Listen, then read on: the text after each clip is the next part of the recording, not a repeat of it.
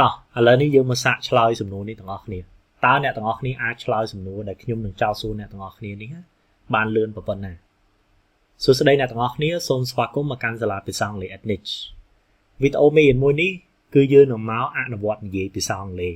ហើយការអនុវត្តរបស់យើងគឺខ្ញុំនឹងចោទសំណួរទៅអ្នកទាំងអស់គ្នាហើយអ្នកទាំងអស់គ្នាសាកល្បងឆ្លើយសំណួរនេះវីដេអូមេរៀនមួយនេះគឺខ្ញុំដកស្រង់ចេញមកពី app Ednich Online របស់សាលាភាសាអង់គ្លេស Ednich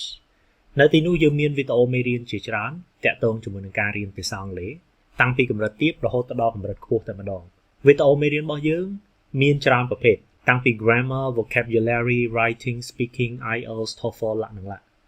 នៅទីនោះវីដេអូមេរៀនទាំងអស់សុទ្ធតែមានលំហាត់សម្រាប់ឲ្យអ្នកទាំងអស់គ្នាធ្វើនៅពេលដែលអ្នកទាំងអស់គ្នាធ្វើហើយមានបញ្ហា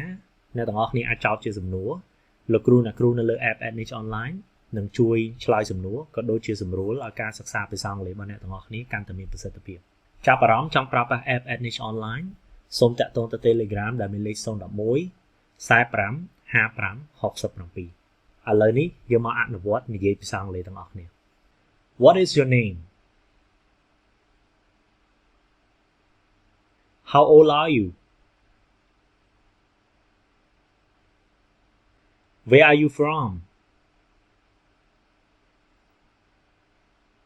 What do you do at the weekends?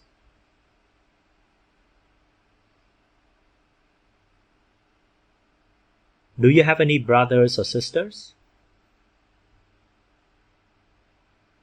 What's your favorite food? Do you like fast food? Do you have a job?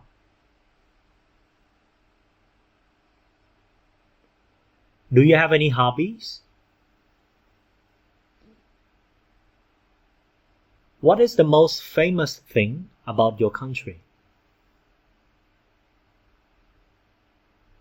ចឹងមានតែប៉ុណ្្នឹងឯណាអ្នកទាំងអស់គ្នាការអនុវត្តនិយាយភាសាអង់គ្លេសរបស់យើងបើសិនជាអ្នកទាំងអស់គ្នាយល់ថាវីដេអូមេរៀននេះមានប្រយោជន៍កុំភ្លេចចុច like ហើយ share ដើម្បីឲ្យអ្នកដទៃទទួលបានផង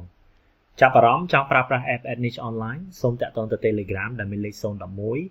45 55 67អរគុណជំរាបលា